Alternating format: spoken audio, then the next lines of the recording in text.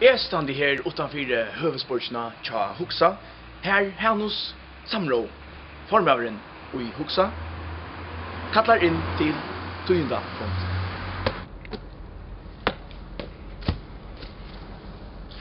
Hanus Samrå, formøver i Huxa, hever haft nekvar bøltar i luftene og i seinastene. Men ta ein skria låpen, kan ein hugsa at ein annar i vantu. Hanus Samrå hever væri i kålkjallarnon seinaste viknar, her han hever oppleva avgengande og avkærande lesarbrøv fra eit nu unga tjoveldnon og unga sambandnon. Etter tøyndafunden fer og to og öll hine at hava okkurt at tytja og pa.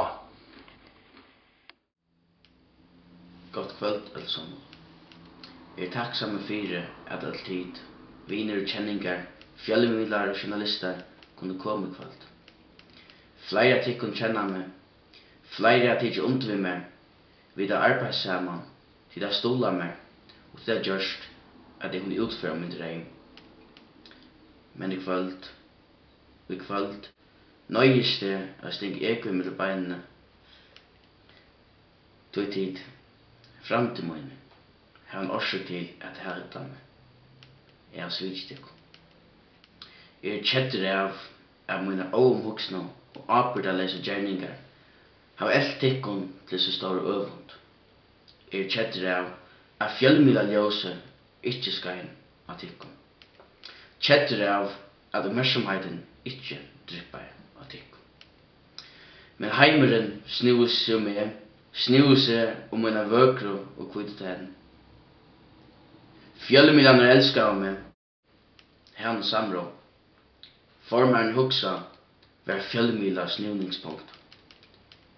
Jeg var forsvind av sosialen, jeg var dimmalating, jeg smultes av messheimasyne. Jeg golvaie av voaportalen. Jeg gav standardportalen thumbs up. Jeg luttog i ekningarkapitel i Klaksvik og var tuskil av en mynd i Norrløsene. Heimeren snus om meg og atter meg. Og det er avlengar. Ringar avlengar. Jeg har finnet en trobleika. En stor trobleika. Jeg en media misnittar. Kvoi spyrja dit? Kvoi? Misnusland byrja I undan dimbilda vikn i år. Ta jeg smakka I meg av søta mediakrakene.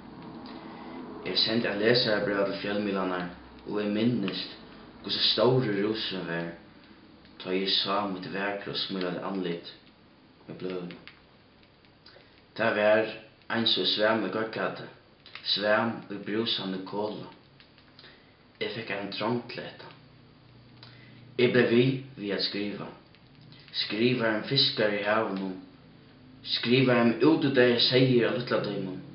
Jeg greide serfring fra hvordan farger kunne stekka global warming. Jeg fortalte hans frau Hansen hvordan man bjerkar pinguinen I Solpolen, og jeg fortalte Karl Johan Jensen hvordan man skriver skalsøn. Öll elskar meg. Sikkeren I igenom kom tå, og I byrjan av maimannen ta I redaksjonen handa Faksens Rødt spurte om jeg ho var vi sendingen. Jeg gjorde det. Det var ens og jeg kom I kjenta himmel, ta I lampan av kameraen skein av meg. Jeg var omringaver av gøggat, omkyrtur av snurla om letningen. Jeg, Hanus Samrå, var I paradis. Men det var ta misnøyslan byrjar. Ta I Faksens Rødt enda kom I trobleikar. Jeg visste ikke hvordan jeg skulle få mitt nasta fix. Jeg visste ikke hvordan jeg slapp I fjellmjane. Jeg ringte som sverkut Ivan Niklasen, spurte han om kringvarpe førre, ikke jeg ho at jeg har sending om. Jeg sendte mailer til alle fjellmjane, men han ikke sverre. Det var meira og meira desperator. Jeg ringte til ødel, men han ikke sverre. Ungen utan Elis. Bløye skåpningeren ser til åtilvita fire at jeg fikk mitt nasta fix, mitt dagliga fix. Men rusen var stuttur, alt og stuttur. Jeg søkte i årende leie. Jeg ringte til bønarløtna, slapp i jøknum. Men jeg hadde bare åpet tverfyr med vikna. Jeg var om å genga fra heim. Sakneren etter fløvande ljósrybunnen fra kamerainen gjør det ikke minne fra deg til annan. Trångten gjør det bare større. Etter nære dier ber jeg sjelva en så eia fjalla jökul i Ísland. Men einar fyrir slapp i jøknum. Jeg fenga i heine skårene etter en fotballstist. Jeg smikra i øylet, sier hos vel nå til å spela, sier hos lekker beina ned. Og min sann. Jeg slapp sammen ved hinon ungmannafellenen i refleksjon. Rusen bildest enn enn for meg, da i kamera var fokusera og lampan skikti av meg. Det var fantastisk. En ugløymande kjensla. Men morgen etter, da jeg vakna, slå en tanke meg. Hans, hva det gjørst? Du har glemt familien. Du har glemt bøttene.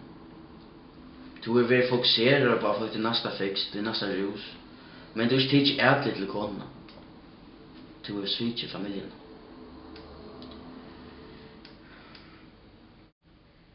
Jeg har nok ikke av flygiskifte utan å være i fjellmiddelen. Jeg har rist, jeg har spui. Jeg har kjempet ved mine innar og demoner. Mine kære viner. På kjenninger, fjellmiddler og journalister. Tiger Woods og jeg har nægget fredags. Vi er bare sjuk. Flere av tikkun kjente meg. Flere av tikkun tok under med meg. Vi arbeidde sammen. De stola av meg. Og de gjør det at de utfører min drøm.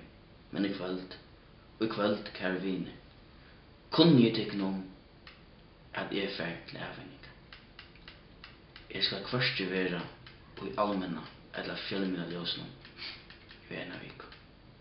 Takk for.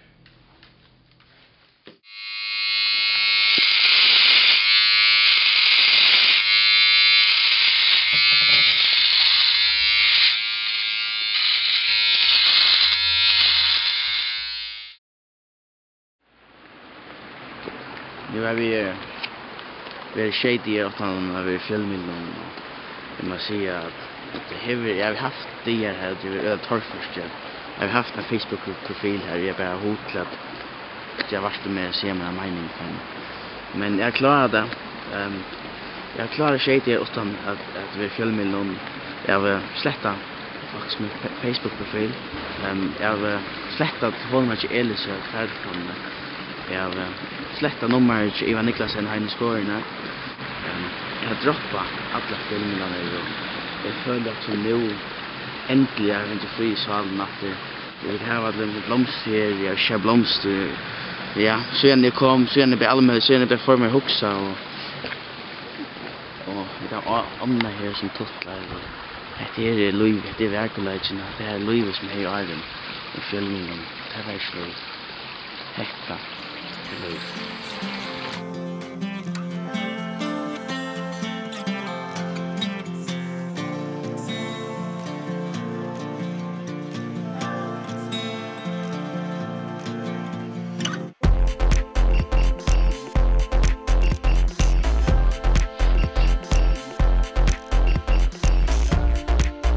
Bromsa.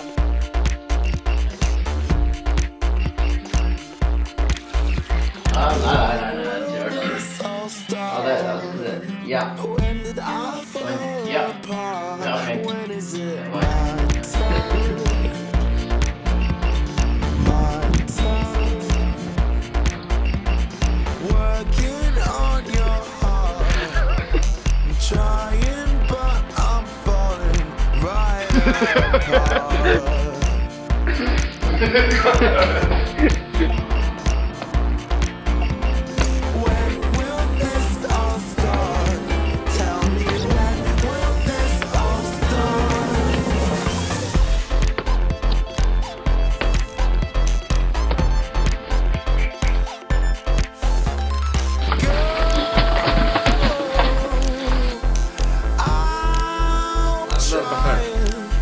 Ja. Vad händer? Det är bara från det stora. Broken down forever now. We are losing what we found. My heart is left Businessland. alone in pieces.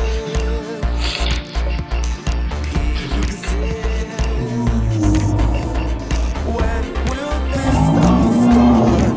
Tell me when. Och jag fortalte Karl Johan, vad heter han, Karl Johan Jensen? Ja. Mhm. Han är Karl Johan Jensen, va? Jag ska inte stå som slant.